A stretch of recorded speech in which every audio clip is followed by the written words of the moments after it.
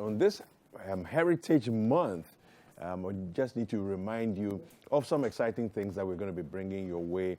One of the things this weekend, we're going to kick off a Diplomatic License Season 2 with our Independence Day edition of Independence Day episode, I should say, of Diplomatic License. You don't want to miss that. It's at 5 p.m. on Saturday. You don't want to miss it for anything, all right? It's going to be really exciting. Now, right now on the health segment, we're going to be talking about one challenge that has plagued us, and is plaguing us, I should say, in Ghana. Of course, our heritage is something that we pride, and it's important for us to be able to sustain this heritage over time. And one of the things we need to do is to make sure that we take care of our health. And we'll have Dr. Kelvin Owusu with us. He's going to help us to break down the conversation on obesity. Okay, obesity is one of those things that we don't want to have, particularly at this time when there's COVID ravaging. You don't want to have obesity, but unfortunately, it's something that we live with, and he's going to help us to break it down. Good morning, Dr. Owusu. Good morning, Nana. Yes, thank you very much. You're welcome to the palace. So I should be giving me a calabash full of yes, palm wine or something. So, yeah. So, but how are you doing? How are you doing? Very well, very well. Fantastic. Very well. It's good to have you here today. Yes, I'm happy because we have the COVID vaccine and there's a lot of hope in the air. It's going to be awesome. There is. Now, just before we get into the conversation about, I'm just want to pick your brain about the vaccine and the rollout and all that. What was your thought? Did you watch the arrival of the vaccines in the country? Well, I missed the arrival ceremony, okay, but I did watch the president getting his jab. Getting his jab. Yeah. What went through your mind as you saw the first gentleman of the country getting his jab? Well, I mean, I think he is the first gentleman, so it goes without saying that he should be the first to take the shot. So I mean, it sort of gives us all hope that yes, I mean, we can do it. Yeah. And so I mean, that's what part of the reason why I'm excited that you know. And what do you say to those people who say that?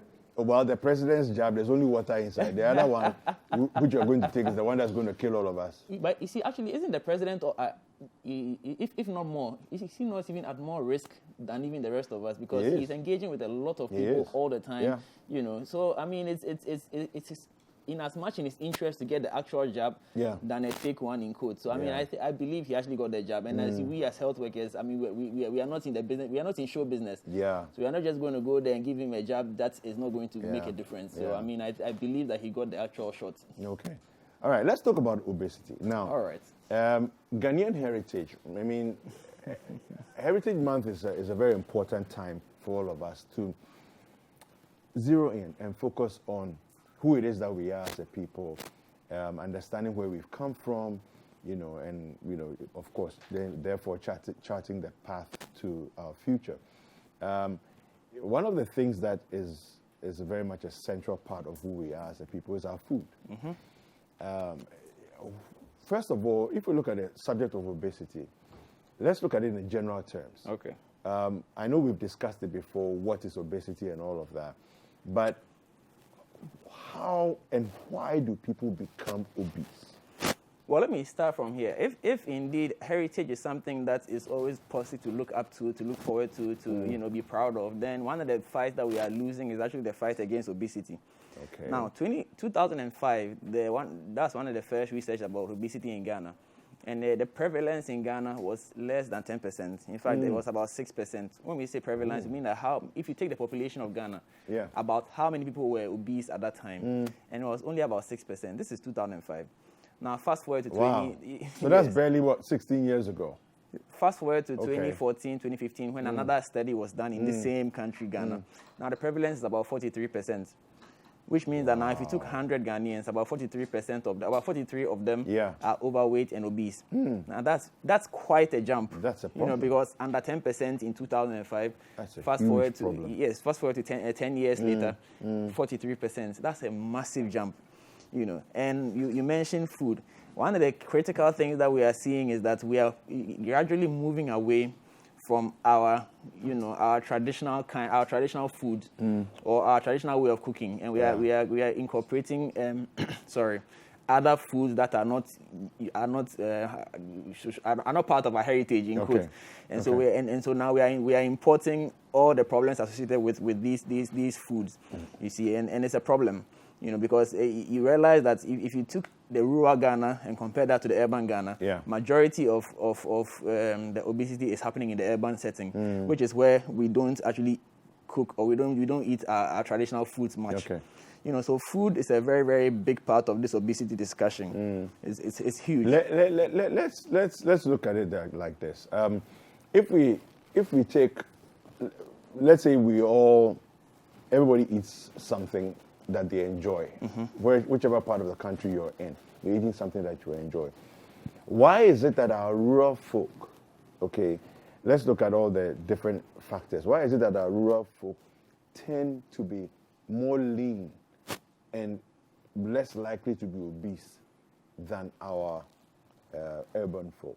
So it's a combination of a lot of factors, chief amongst which is the socialization. So you go to the rural areas and you realize that a lot of what they do is physical. It's a physical activity, physical exertion. Even if you want to eat a bowl of fufu, there's some physical exertion there. You're pounding fufu. It's a lot of manpower. So the act of preparing the bowl of fufu itself will not allow you to put on weight.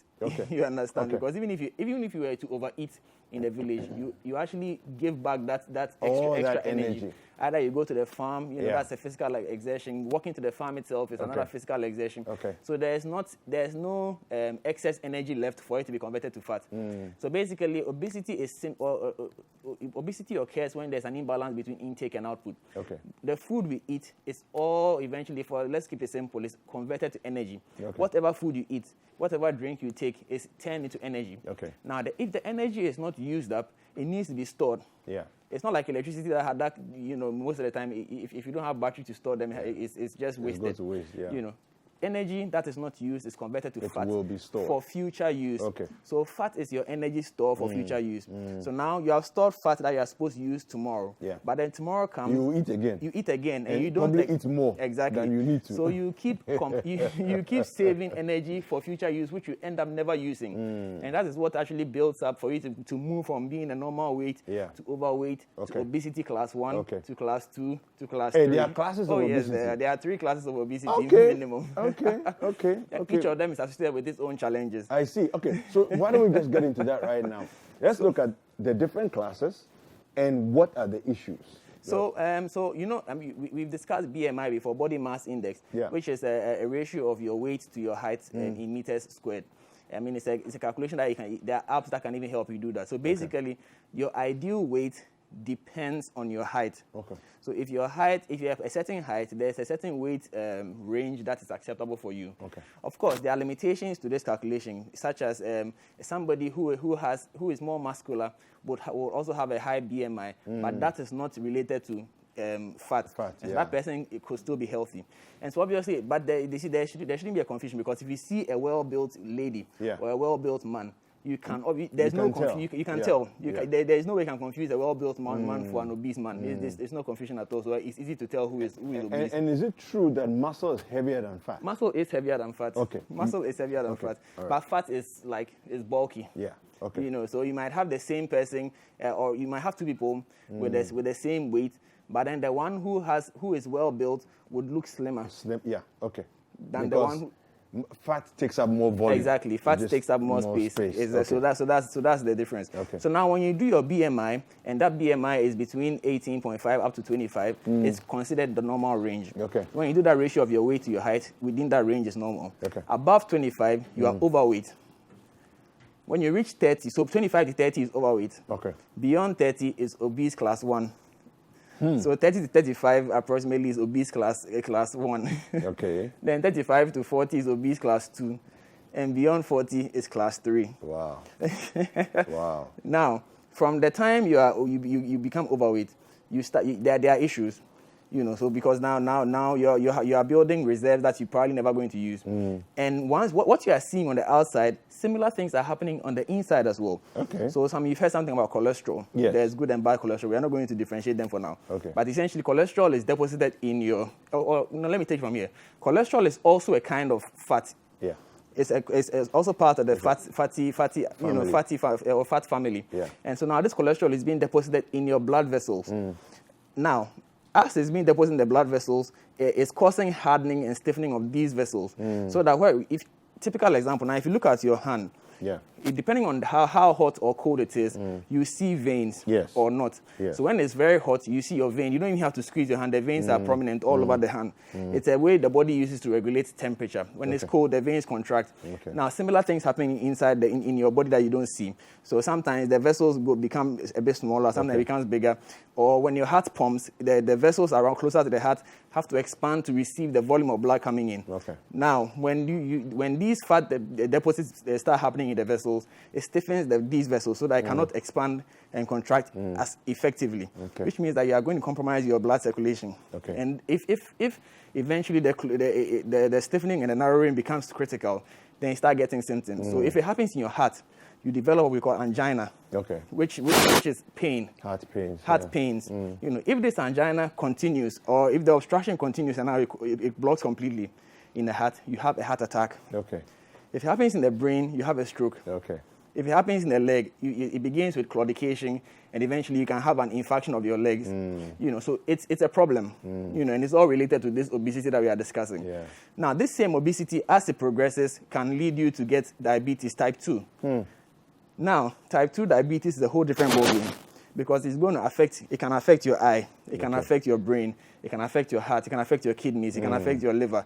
For the men, it can affect your libido, it can affect your erection. It looks like when you mention erection, men list it out. So all men sit up. So let me repeat that diabetes can make you impotent. It's one of the commonest it's one of the commonest causes of impotence in men. Diabetes, yes. And the principle or the procedure, the biochemistry behind it is similar to people who lose sensation in their legs. When people have diabetes, they tend to lose the sensation in their extremities. So your fingers, your toes, the sole of your feet. I'm just checking, just in case. This is because the excess sugar actually damages nerves. So it causes all that damage, and that's why you can't feel. So guess where another place where nerves are that can be damaged? In the penis and the erectile or the reproductive system. If the nerves over there get damaged, you lose sensation over there, and you cannot perform. So diabetes is indeed not a good thing, and it can be prevented, or the severity can be reduced just by losing weight. Same with hypertension. So obesity also leads to hypertension. And hypertension, again, can affect your heart. It can cause your heart to become big so that it becomes ineffective. The heart has valves that regulates the blood going in and coming out. If the pressure inside the heart is too much from hypertension, the heart begins to expand. And as it expands, now if the valve was initially this way, as the heart is expanding, the valve is shifting. Eventually, it becomes incompetent, so that now it cannot regulate. Whether it's open or closed, the blood is flowing. So then at that point, we say you have heart failure because your heart cannot function properly. You see, and that's from hypertension, and which was from obesity. So just that one obesity alone is causing all these things. Meanwhile, stroke, heart attack, diabetes, heart failure, hypertension. My goodness. But you see, obesity by itself, just obesity alone. Now we are talking in relation to COVID. The obesity by itself can affect your immune system. It can slow it down, make it sluggish, or it doesn't respond as quickly. Now, obesity that causes diabetes alone can also affect your immune system. So now if you're obese and you're also diabetic, that means you're attacking your own immune system from different angles. And it's really a major problem because, we are seeing it in the hospitals, we are seeing it around us, and we are even seeing it in children. It's a major, major problem. You see, but now since we are talking about Ghanaian heritage, let me just break it down to the regions and maybe the ethnicities, and let's see. So before we do that, we definitely want to look at across the landscape of Ghana and say which areas is obesity more prevalent, right? But before we go into that, what I want to ask is that how do we alter our lifestyle okay, to make sure that we don't have a calorie surplus, and which is, of course, is what is causing the obesity. Yeah. But we rather create calorie deficit, you know, so that we can at least lose some weight in terms of general lifestyle. Because, look, as for the food, we like our food. We will still enjoy our food. Very nice. So what else can we do? Because the people in the villages, they seem to have, without maybe trying, they have figured it out, and they are okay.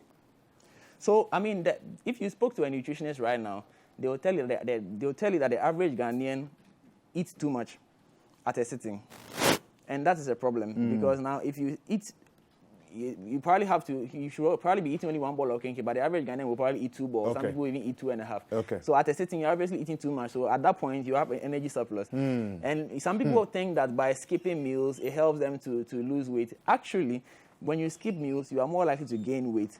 Why? And this is because when you skip meals, you tend to front load your next meal. So let's say you are skipping breakfast and you're going to have lunch.